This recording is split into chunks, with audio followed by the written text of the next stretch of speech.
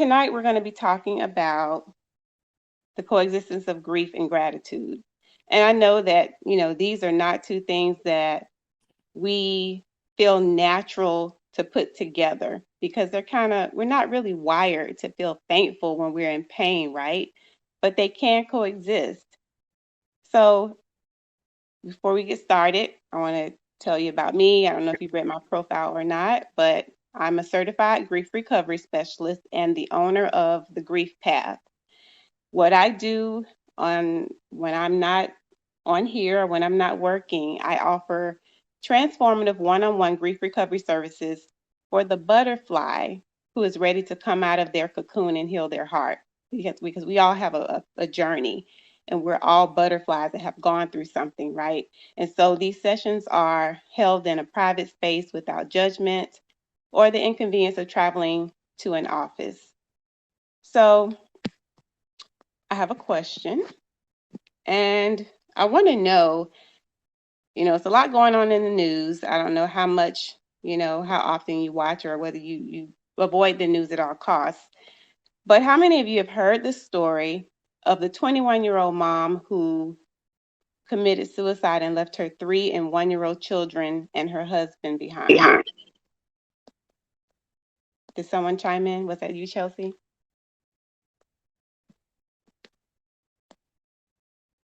Oh, Clara. Okay, Clara says yes. Yeah, it's very sad. I can't imagine what her mindset would have been. Now, her family has to navigate life without her, and it's a lot of that going on, and that story just kind of stuck with me. But what's really interesting, ladies, about that story is that 45 years ago, I was the 3-year-old in this story. That story was about me and my mom. And I was basically going to turn 4 years old 2 days later. I didn't know it then, but that was my first introduction to grief. And it changed my life, right? And, although I have no memory of my mom, it really impacted my life when all of my, major life milestones hit. Birthdays, graduation, having babies on my own, and, my first heartbreak and all the different successes in life. And, grief can come from many losses. Of course, we know that death is the most common, but how many types of losses do you think that we can experience that lead to grief? And I just want you to put a number, any guess in the chat.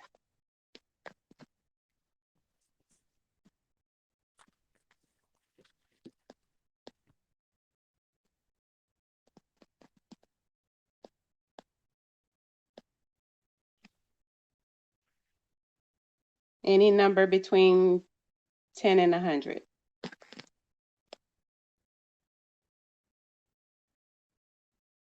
Just a guess.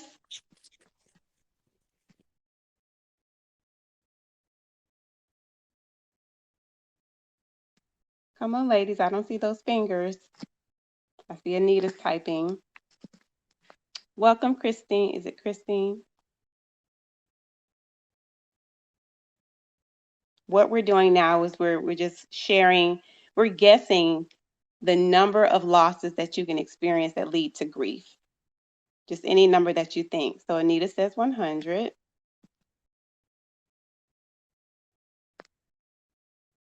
Sam says infinite. Well, just keep a number in mind. I'm going to definitely go over that. Okay. Clara says 40. Christine says 20. Okay. Just keep those numbers in mind. So I've endured various traumas in my life. A lot of these I do talk about in my book, No Longer Bound.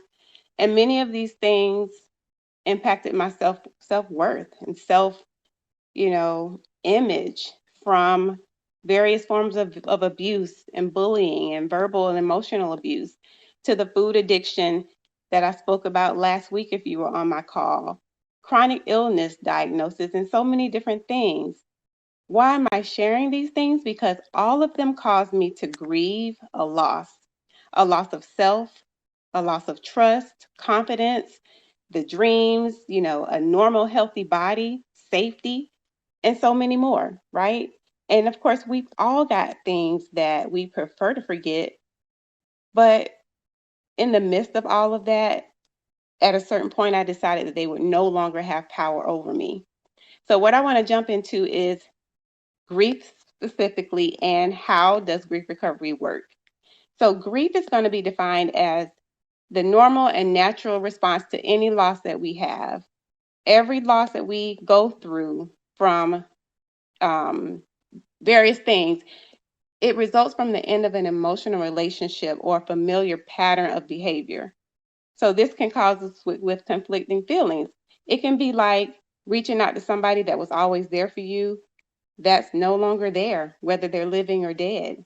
Anybody ever experienced that? That's a hurt. That is a painful thing, right? So back to our question, there are over 43 different types of loss. So at least 43. So I think, who is that, Clara? Clara, you were close. Give yourself a pat on the back.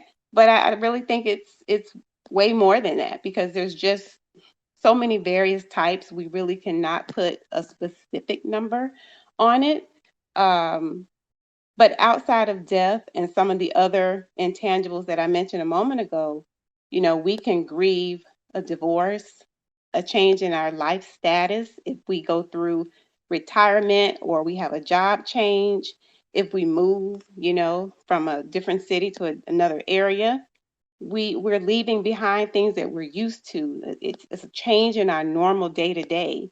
Or if we get, in my case, a health diagnosis, and it's like, well, okay, this is going to be my new normal. What about the life that I lived before? And then we've also got the loss of friendships, because friendships go through, ebbs and flows. Not everybody that starts out with us is going to end up when we grow to the next level, right? Anybody ever grieve the life that they thought they would be living, or maybe even the parent that they'd hoped to be? Yeah, I'm getting some love on that, for sure, for sure. And you know what? When it comes to coping with grief, a lot of people just don't know what to do, because the heart is what's hurting, right? Intellectually, we know that we've lost our loved one, our pet, or whatever our situation is. We understand that, but it is, welcome, Lori. Thank you for joining. When we lose someone, we understand that we've lost them, but it's the heart. The heart is what aches, right? And we just don't know what to do to fix that. And grief is about the words or the thoughts that we could not communicate prior to losing that loved one that lingers. There's a quote that, let me see if I can find it here, that says, no one likes to feel sad, so they do what most people are taught. They just pretend that they're okay. Anybody resonate with that? You put on a happy face because that's what you're expected to do. You got to be strong for others and all these other things, right? Yeah, it's crazy. And another thing that people do to cope is they turn to what we call STERBs. The acronym is STERBS. Welcome, Katrina. We're talking about grief, and when we hurt, we know that we're hurting, but our heart is what's hurting. We don't know what to do for that. So we turn to STERBs, which stands for, welcome, Megan, Cliff. We turn to STERBs, which are short-term energy relieving behaviors, which distract us. And it's also your first time on Circles. Welcome. So glad to have you. Just want to say really quick, you can raise your hand if you want to say something, or use the heart emoji, or unmute if you have something that you'd like to share. Okay, so thank you so much for joining. So most people turn to these STERBs, these short-term energy relieving behaviors, to try to distract themselves when they're hurting from the pain. And this can be anything from food, over exercising, alcohol, drugs, overindulging in work or sex or shopping. You know, during the pandemic, a lot of people went out and bought pets because they were hurting. People shopped. I mean, anybody became best friends with Amazon? I did. That was every other day. Your package has been delivered, right? And so we find these short-term ways to cope with things, but the problem is that it only temporarily masks our pain. Unresolved grief adds stress, and it increases the risk of our health conditions, our concentration levels. We get reduced sleep, right? And then on the flip side of that, when someone is friends with or in a relationship or knows someone who's grieving, it's hard to determine what to say to the person. So these are a couple of myths that you may have heard or even may have believed yourself. And I'm going to go through these. There are 6 myths. And in the chat, tell me if you ever heard of these or if you've ever used them. People will say, oh, don't feel bad. Don't feel bad. But this implies that we shouldn't feel anything, right? And then they'll just say, oh, you can just, replace the loss. You lose a pet, oh, just get another one. How simple. This this just tells people, oh, we can just get something new without dealing with the emotions from the loss of our loved one. We can't replace anything. No one is replaceable, right? And then they tell you, well, maybe you just need some time or some space by yourself. Who wants to be isolated when they're going through something? That is the time when we should be tapping into our community, our circle for support. And this is probably my favorite. Just give it time. All you need is a little time. No, time does not heal. Your actions are what helps because choosing to recover, choosing to heal is about making small steps. And then, just like I said earlier, we put on that smiling face for everyone else because we are taught to be strong for others. We got to be strong for our family members to support them. And that's just not how it works. And then the other one is that you have people who just keep busy. They just tell you, just keep busy. Just go out, you know, do something else. Don't think about it. But that's pushing all of the emotions that we have on the inside of us to the side. And then again, just like with disturbs, they come back, right? Now, I'm pretty sure because it's been floating around for years that you've also heard that you could be in a certain stage of grief. But the thing about this is this has been incorrectly associated with grief for years. Welcome, Barb. Thanks for joining. We're just talking about some of the myths of grief. And now we're talking about one other, which is the stages. There are no stages. When Dr. Elizabeth Kubler-Ross talked about the stages of grief, this was in reference to someone being diagnosed with a terminal illness.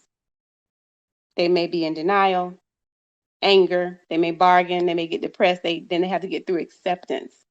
Now, it's not to say that when you're grieving, you may not experience one or more of these, but it's not a blanket statement for all. Why?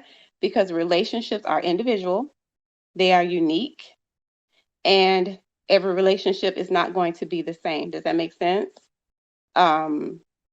It's not a one size fits all situation. So we heal by addressing our emotional unfinished business that the loss leaves us with.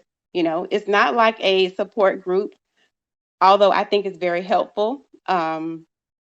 Grief recovery, which is what I utilize in my sessions, it's not a support group where you go and you share how you feel that day and everyone gets to emotionally dump their feelings on everyone who's there.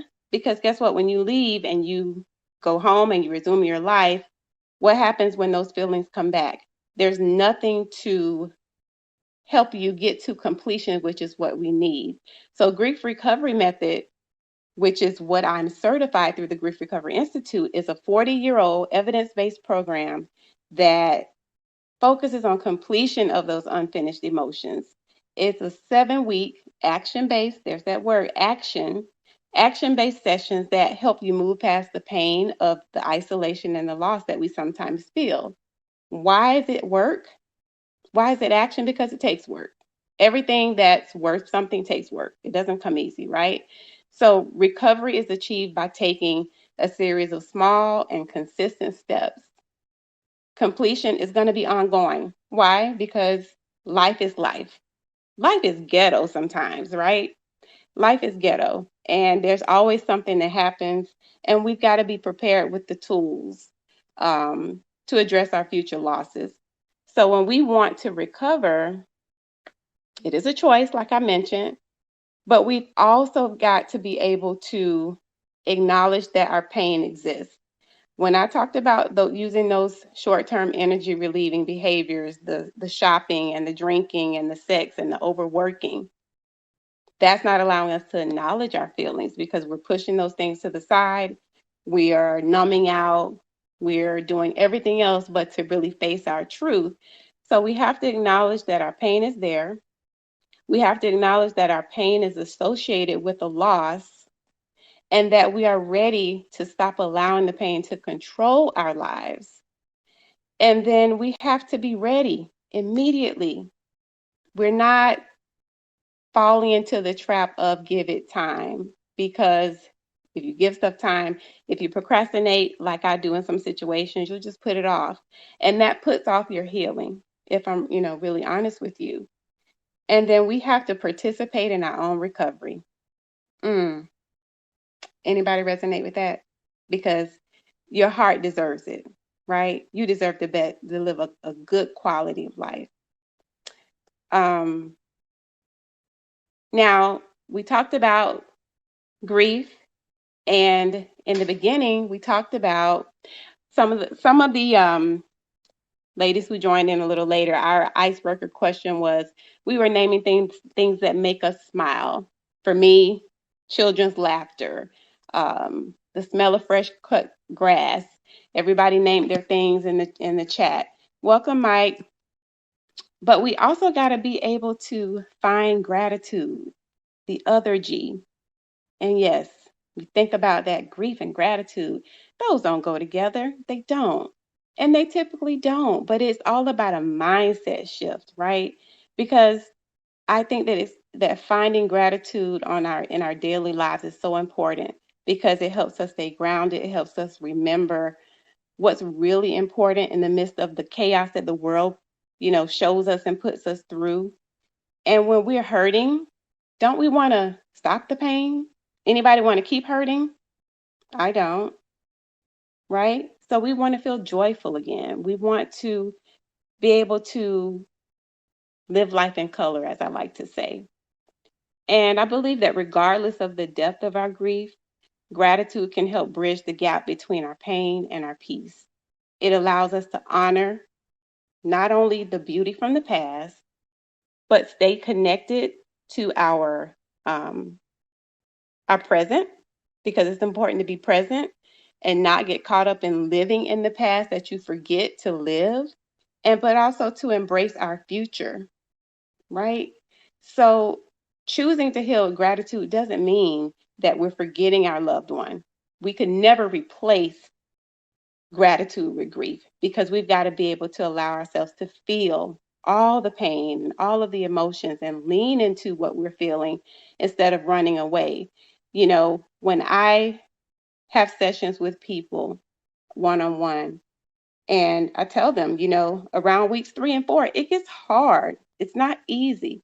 But instead of thinking of me as the person that's um, trying to pull your rope, or take your rope and tug of war, no, we're on the same team. Does that make sense? I'm here to support you. I'm here to be the heart with ears, because most grievers only want to be heard. When I was talking about the things where people don't know what to say, most grievers don't want you to give them advice on what to say or what to feel, because again, relationships are unique and they're individual. No one can understand what your relationship was like with that person, what pain you feel, or what depth your pain feels. They just want to be heard. So we have to be open to what they need. ask them a question and just listen. Even if it doesn't make sense to you, just let them say what's on their mind and what's in their hearts, right? And so we can um, lean into our emotions and not run away from them.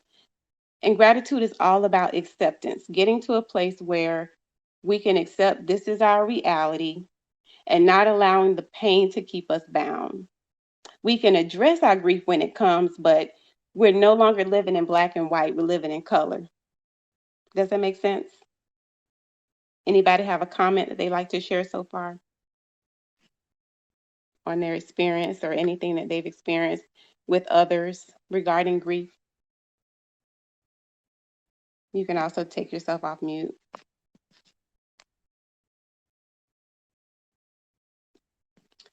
So let me put something in the, see if I can put it in the chat real quick.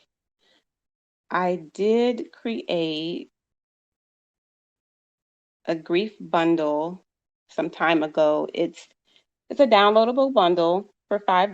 It's a grief checklist and a journal combination on my website. If anybody is interested, let me put this in here before I forget. And I should have put it on my phone. My apologies. Give me 1 second, please. So while I'm doing that, gratitude. There are various ways that we can cultivate gratitude. And here are some ways that I like to do and that I've definitely implemented with others. So, do any of you journal currently? Sam? All right. This app is giving me a little trouble, okay? I got a couple of yeses. Okay, so journaling is a great thing in general, but one thing I found that you can do is you can write a letter to the person that you are grieving and focus on all of the beautiful things that he or she brought into your life, what you appreciated about him or her. So if you don't mind, you don't have to say who it is, but just share something, one thing in the chat that you appreciated about your loved one, whoever that may have been. I'm just pulling this up real quick.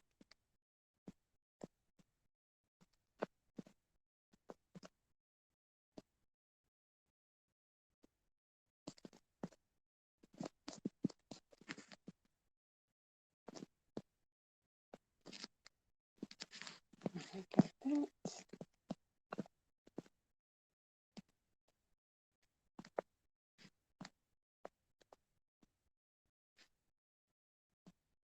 All right, so we have unconditional love. We have our kids.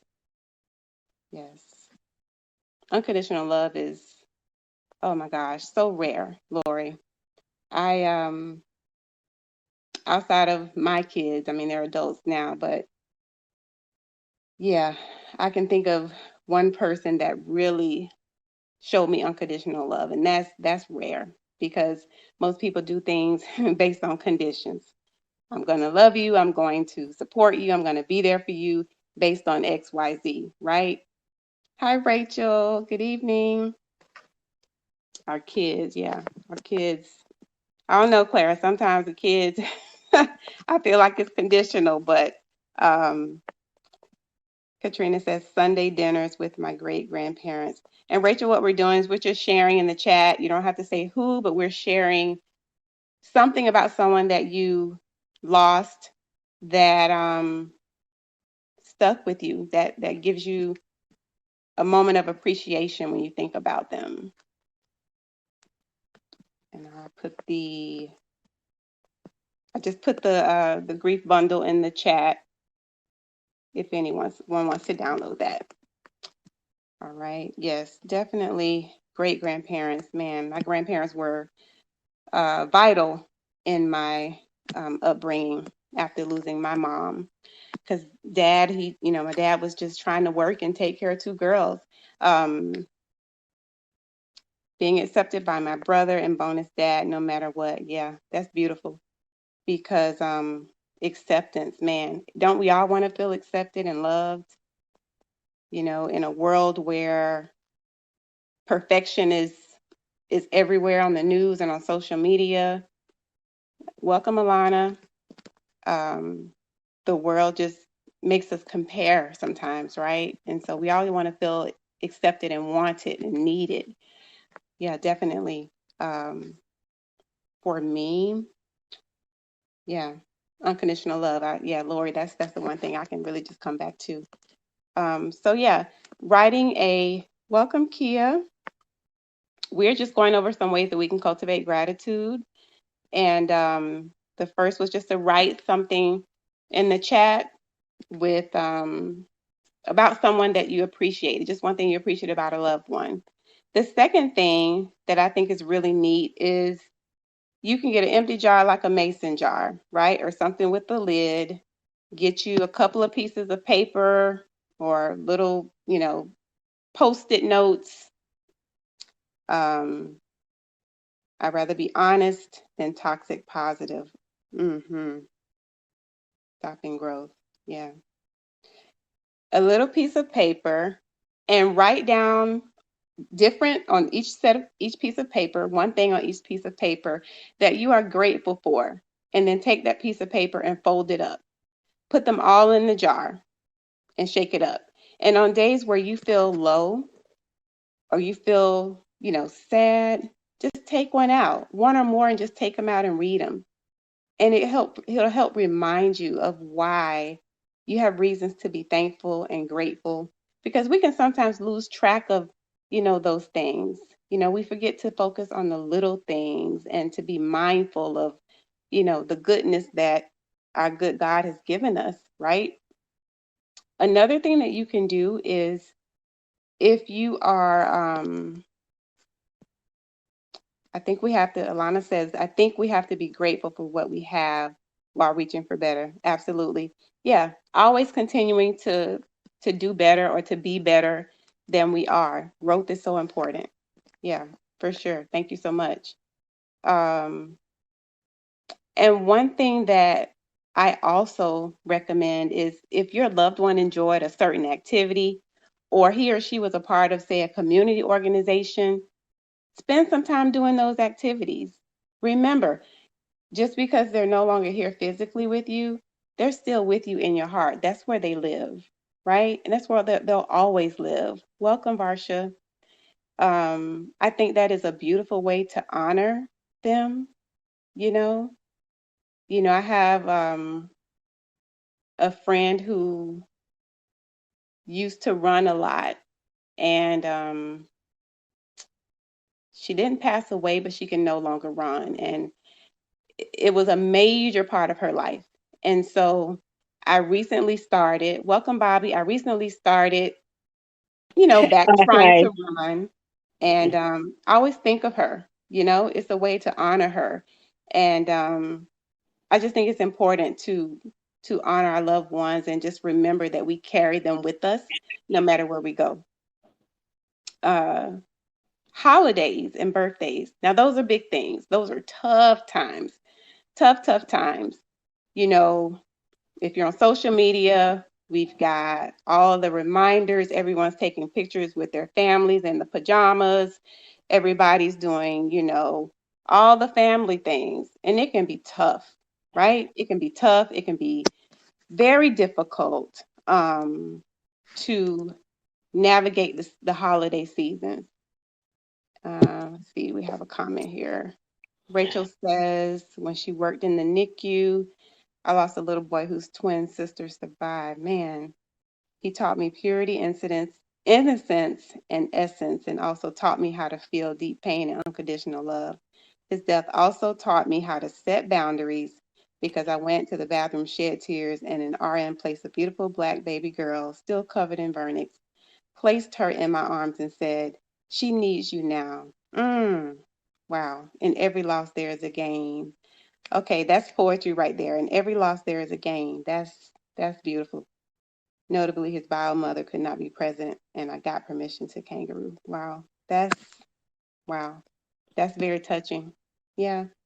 I can only imagine the feelings that babies are just so precious and it's hard. It's hard. That's a hard job. Thank you for sharing that. Um, Thank you for giving me the space to do so. no, you're absolutely welcome. Um, for those joining now, I've put a link that may help you at some point in your lives. It's a downloadable bundle of a checklist and a journal that I made on my site. But back to the holidays and the birthdays, we often dread. I can remember, many years dreading the holidays because of who was no longer around. Grandparents are gone. Family dynamics are totally different. In some family dynamics, it's toxic, not wanting to go. So we can create new traditions. We have the power to make different choices, right? We own the power of our own happiness. We don't have to lend that out to anyone else, right? So instead of focusing on who or what is no longer there around physically, we can start a new tradition. Maybe we can focus on giving gifts of gratitude or expressions of the blessings that we have, because it's so easy to focus on, okay, I no longer have this, and, this left me, and this is different. But I think it's very grounding to focus on what I still have, counting my blessings daily, right? And that's something that could also be put into that jar that we talked about.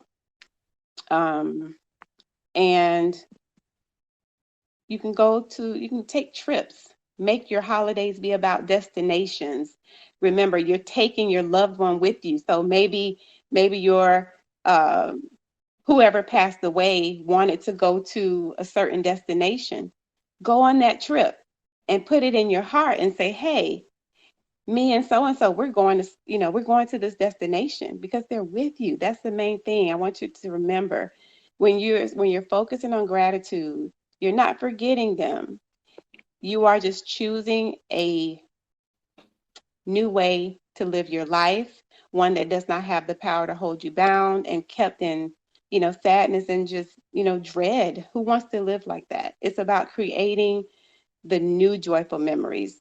Um, Alana shared a link, natural ways to help depression. Okay, thank you. Yeah, because that's definitely something.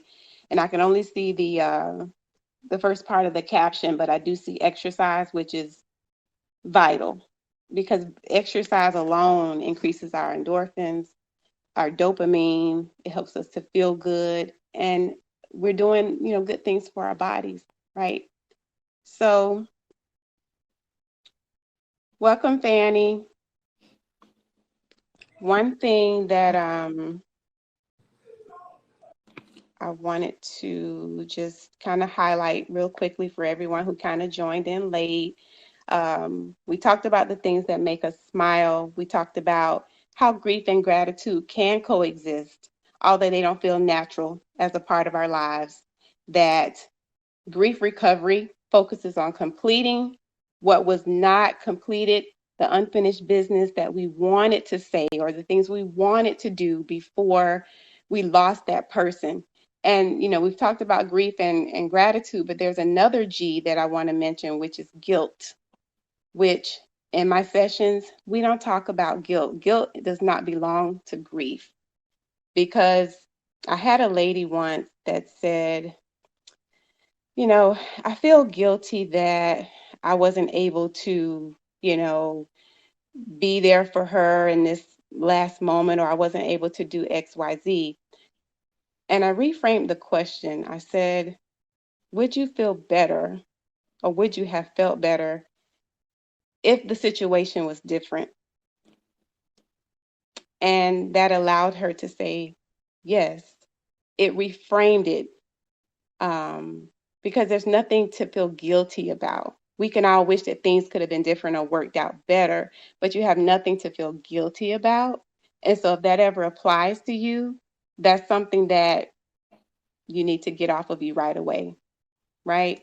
Because you don't that doesn't have any right to have any attachment to you. Um, express how you feel, write it down, and then get rid of it, right? So I want to read something that pretty much explains in a more layman terms of what I do, right? Grief recovery. I come in, our life is kind of like a garden. Do we have any gardeners in the group? I hate gardening. I hate pulling weeds. I hate, the ugly little things that grow grow between your pavers, all of that, right? But our life is a garden. Our life is a garden. And when we experience grief, we want to avoid it. Our weeds get ugly, they get brown, they distract, they, bring other pests, and everything else starts to die. Everything that touches the weeds starts to die. So if we don't tend to our weeds, it can spread to other areas. So with grief recovery, I like to tend to that patch and clean it out, get all the things that are bad, pull them out, cut them out, put the spray on them. I'm your master gardener, right? I'm helping you to get your grass to turn green again because we've got to maintain our own gardens. We've got to pour into our own cups and fill our own cups first. In the midst of being mothers and caretakers and professionals and wives and all the other things that we are to everyone else, we've got to do what's best for us and use the tools that we've been given. Um, but I'm here for you if you need help outside of this session today, because obviously this is just a 1 hour session or less. And I hope that I've given you some tools that you can apply to your life. I hope that you definitely wrote down or put in your phone some of those gratitude tips, because they really do help. And as leave, please leave a review. I really appreciate you guys hanging with me on week 4. We've had some really great classes, and if you have not tuned in for any of the prior ones, they are on Spotify under Circles. So before we go, would anybody like to ask a question or have a comment on anything? Bobby? Yeah, you were talking a little bit, and it just struck me. Um, my dad died a long time ago, and apparently I never grieved. I kind of ran away from it and everything. So, I mean, he died in 1964, and I was still carrying it on till now. And I go to Jackie, and she says to me, write down a whole letter of everything that you're angry about him, that you're glad you had him as a dad, the whole bit. Mm-hmm. And the next session we have of group, um, get a balloon, a helium balloon, and tie the letter to the balloon and let it fly in the sky. And it really did wonders. I don't know, it just did something that I'm not, I don't know what the word is, Mm-hmm. but it really helped. Yeah, it was a release. Yeah, okay, thank you. You're welcome. Yeah, it was a physical release, but also a release in your heart and in your mind, because it was probably things that you had pent up that you didn't even realize you were carrying, right? So the balloon was symbolic, like I'm releasing all of this. I am clearing out. I'm making space for what is supposed to be in my life, the good things. Yeah.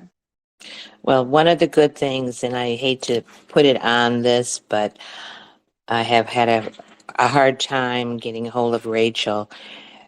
Be prepared, Rachel. You're going to get a surprise tomorrow. Mm, I hope that works out. Thank you for sharing, Bobby. I'm glad that you You're definitely so there's sweet. some growth in that. Sorry, Well, I apologize. My mic was stuck, but you're very kind. Thank you so much for your thoughtfulness. hey, you deserve it. Anyone else?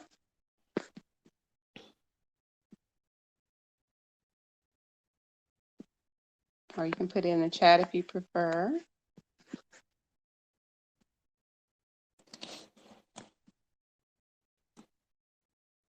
All right. Well, thank you guys again for attending. Thank you to Circles again for the opportunity. And I hope that this session shed some light for you. And I really appreciate you guys. You can't find Circles on Spotify. Yeah, it's just circles. And they pop up and it just has all of the different recordings that are there. You can also search my name and the last 3 episodes should come up as well. I heard that people are like soil, can nourish or make you wilt. Okay, Alana, I feel like I'm in poetry. I love it. Yes, can nourish or make you wilt. Yeah, that's deep. Definitely thought-provoking. Definitely. Rachel? I was wondering if I could share. So I love quotes. I do love poetry and writing, and I cannot take credit for this, but didn't know if I could read a quote that was, I think, pretty apropos to what we're discussing here. Yeah, go right ahead. Thank you. So, okay. It says, weeping and aching, I longed to honor your passing. I longed to honor your life. Searching everywhere, I found only one answer. Honor myself, become all that I am, and carry you inside that beauty. Love that. Love it. All that I am. Thank you so much for sharing. You all are strong. You all are powerful. You are all beautiful. Don't ever let anyone dim your light, because those that aren't ready for your light, they may need to exit stage left. And that's real deal. So thank you so much for joining tonight. Absolutely, we can be angels for people. Yes. All right. So until next week, I hope you guys have a great evening and a great weekend. And thank you again. I appreciate you being here. Good night.